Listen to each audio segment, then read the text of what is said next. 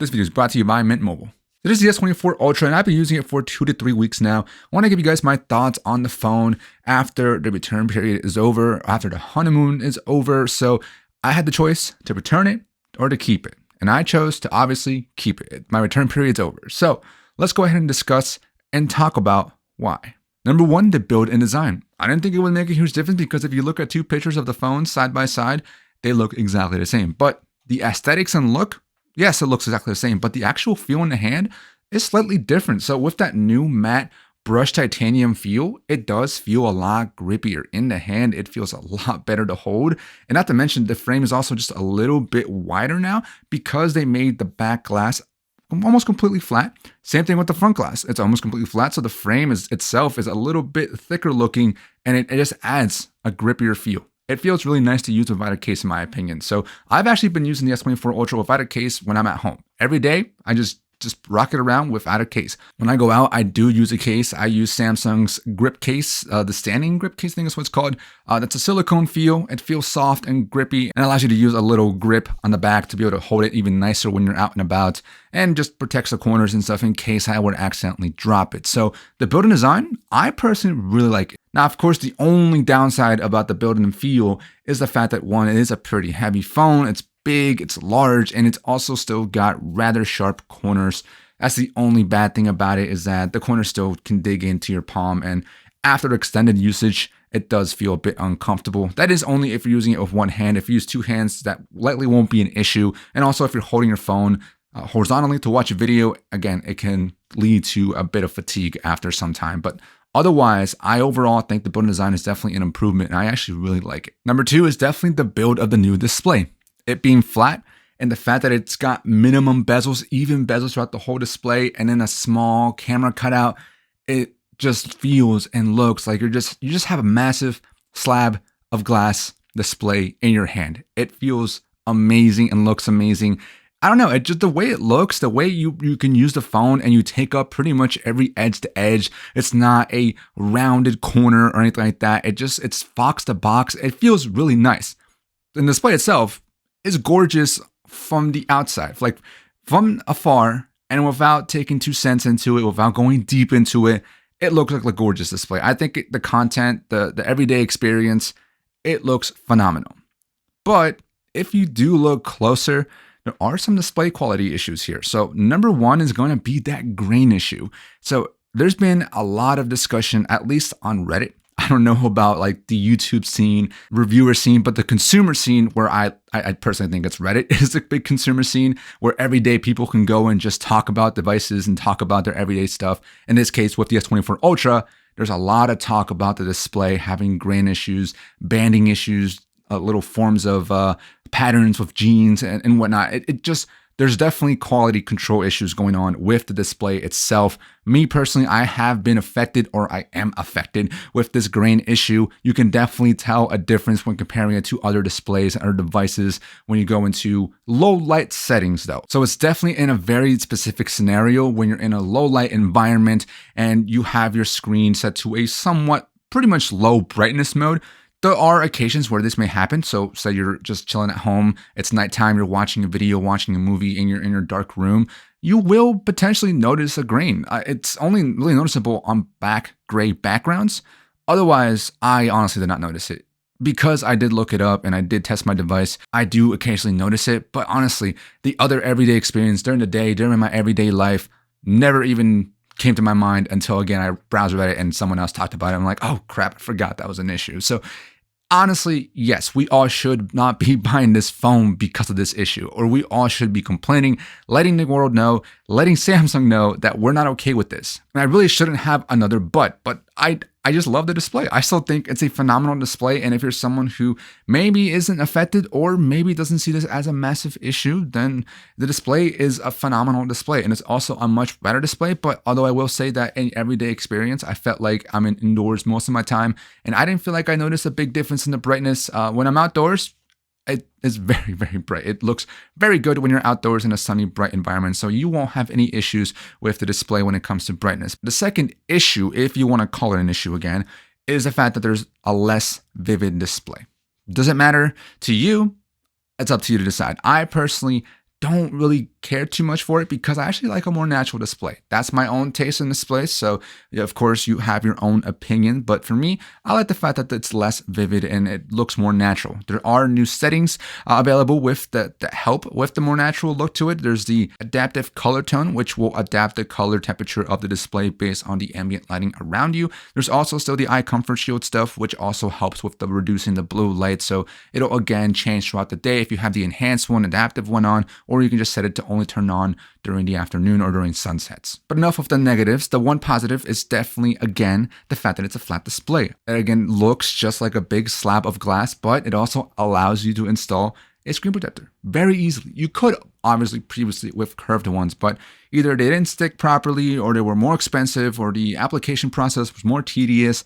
Now, it's super simple to install any kind of screen protector, from tempered glass to just plastic or film. Whatever you want, you have the ability to easily just install it on this device. I personally do have one on. I have the Samsung anti-reflective screen protector, so it is a little plastic one.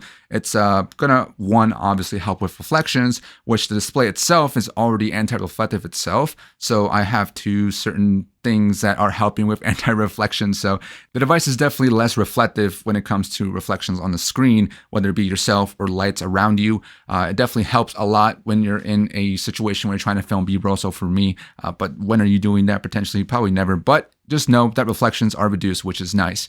But again, that flat display helps with the installing of screen protectors. Number 3, the Galaxy AI feature. Now this one's hard to make just a solid reason as to why you should upgrade, because these features may be coming down to previous Galaxy devices, such as last year's S23 Ultra. So it's not really a reason for everyone, but I like the fact that I have access to them now, and just it's a reason to potentially consider this phone in the first place. So Galaxy AI features, there's a lot of them, but I'm only going to talk about a few of them, of the ones that I personally really liked and really use and find that any person will take advantage of them and honestly can probably incorporate their day-to-day easily. Number 1 is going to be circle to search. I'm sure everyone's been talking about it, and this is probably one that's going to be available to a lot of Android devices, but it's really, really useful, honestly. Number 1 reason is the fact that when you hold down your home button, you quickly get access to a quick search bar. I used to have a widget that would allow me to go home and then search something with the quick search bar. Now, just hold down and quickly search something up when you're in the middle of some kind of application, some kind of game, and then once you find your answer, just swipe back, go back, and you're still in your game. That is super nice and super convenient. But of course, you also have the option to circle to search, like just literally circle something on your screen, whether it be finding the definition of a word or finding a location of something on your image, or just trying to find something to shop and buy. It's very convenient and can be very useful. You can also use it in just real world stuff. So you can just open the camera up and then just circle to search something that's in the real world. So I find circle to search to be very, very useful. The second AI feature is I love the summarization feature of Samsung Internet. I love that I can quickly summarize a web page, an article in seconds. I feel bad for the people who wrote the articles, I do, but sometimes I'm just short for time and I just want to know the quick, important information of something. And the Samsung summarization feature is super convenient. I love it. I will use it every day. I'll look up the simplest of stuff and I see a whole ass article and I'm like, I don't need to read this. So I just end up doing a quick summarization. And I love that Samsung gives you the option of a detailed version or a standard version, which is usually maybe 3 to 4 different bullet points, versus the detailed version can be up to 5 or 6 or sometimes 7 bullet points describing the information within the article. So those are the main reasons why I decided to keep the S24 Ultra. But now let's talk about the other stuff about the phone. But before we do that, let's talk about today's video partner, Mint Mobile. You ever thought to yourself, why the is my phone bill so damn high?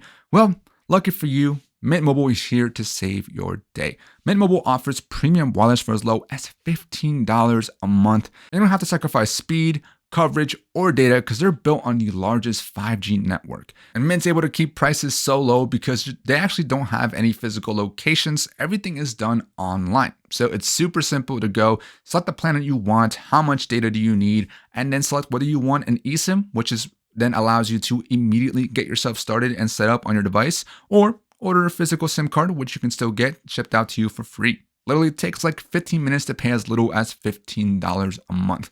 I personally have been a Mint Mobile customer for well over 3 years now, and I've had nothing but a good experience. I started this Mint Mobile partnership back about 4 or 5 months ago, and I've been a Mint customer for longer than that. So when I tell you Mint's good, I'm honestly telling you Mint's really good. I don't notice a difference from my everyday experience using either Wi-Fi to then my mobile data.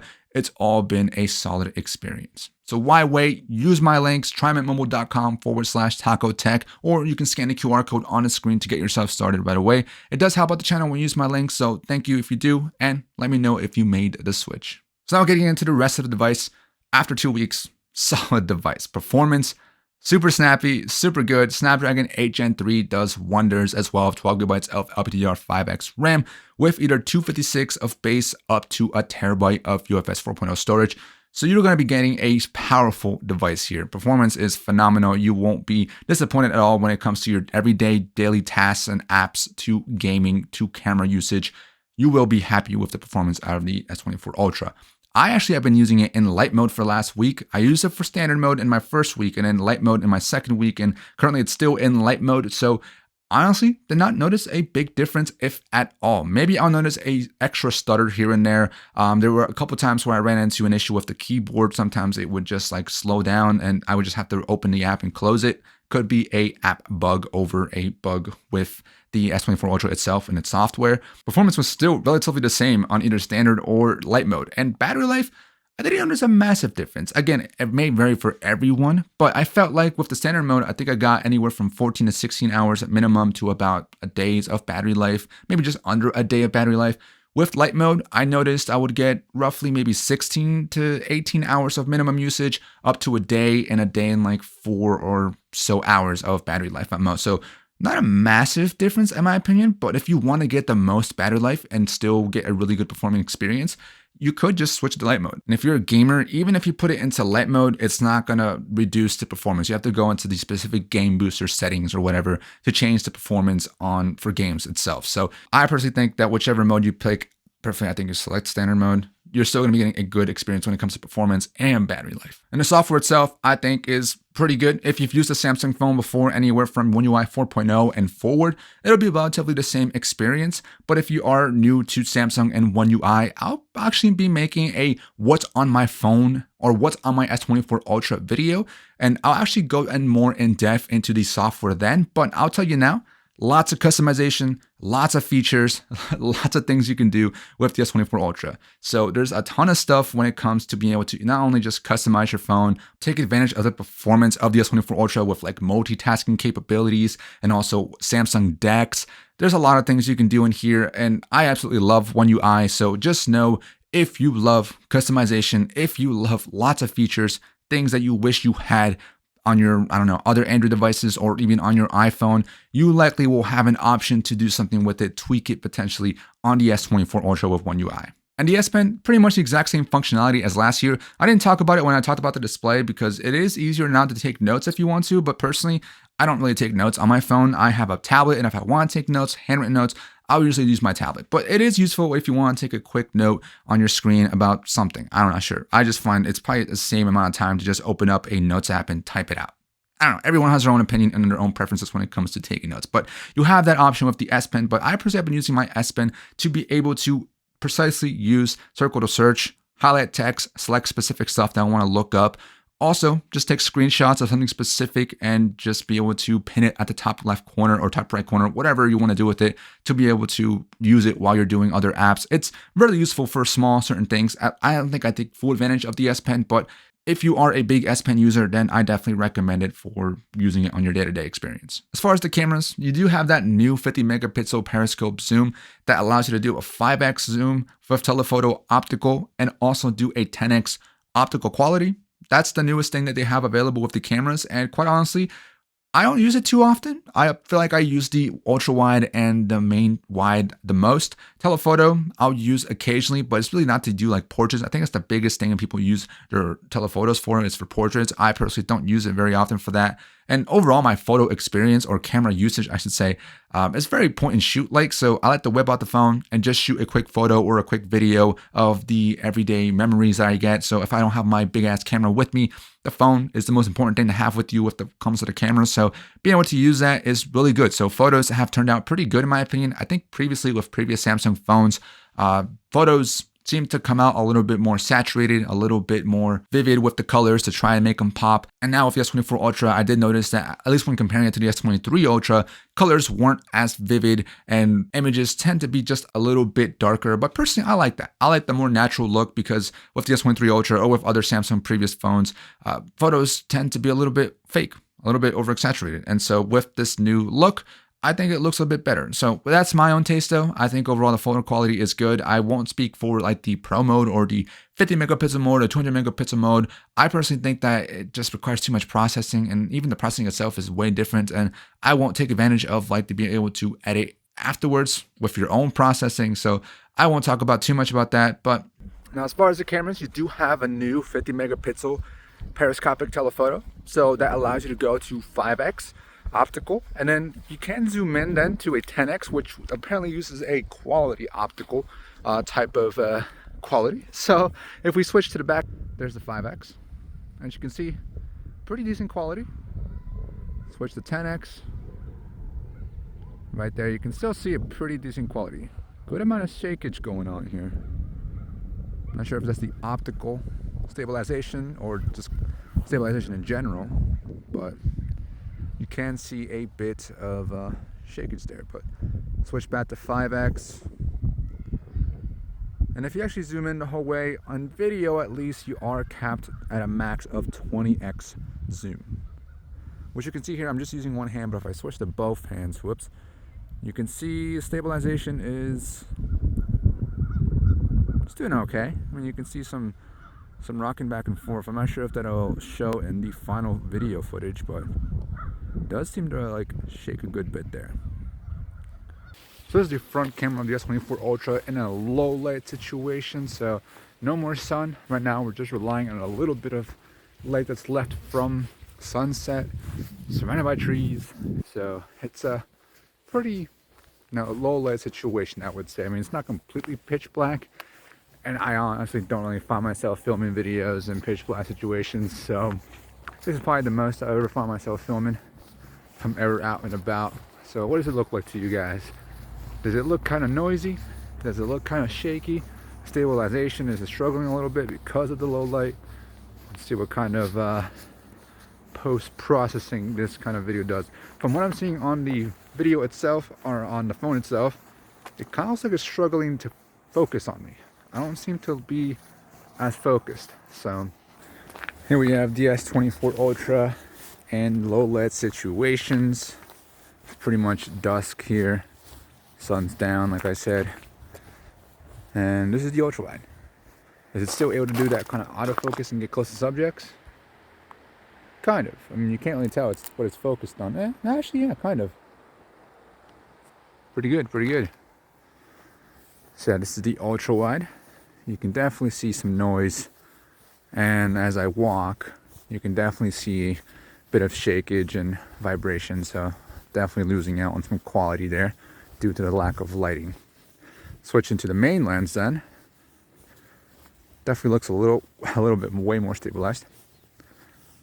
And what kind of noise are you seeing? Are you seeing much noise as I move around here? Using one hand, it's cold, and I may be shaking a little bit. So if I use two hands, I'm not sure if it'll make a difference. Just seeing what it looks like as I'm standing still here. The detail in the trees, can you still see that? I mean, it definitely looks a lot brighter on screen compared to what I'm seeing. Now, switching to 10x. Does it actually switch to 10x? No. Looks like at this point it's wait, actually no, switching to 5x. No, yeah. Wait, if I switch to 3x. Okay, so yeah. No, actually, yeah, it does do a shift from the 3x to the 5x. There's a shift there. There's a bit enough lighting there to allow a lot of 5x to be used. So pretty cool. And you also have the ability to now shoot in 4K 60 on all three lenses without having to pause and change the lens. So right now I'm in a front-facing camera, 4K 60, so should be getting more frames, so look a lot smoother. And if you want to slow it down, you could. You can see right now I'm on the main lens. I can switch to the ultra wide, and then switch to the 3x telephoto, and then switch to the 5x telephoto, and then the 10x. So you can use every single lens, and you can zoom in to 20x if you want to. Now lastly, you do have 8K 30 capabilities.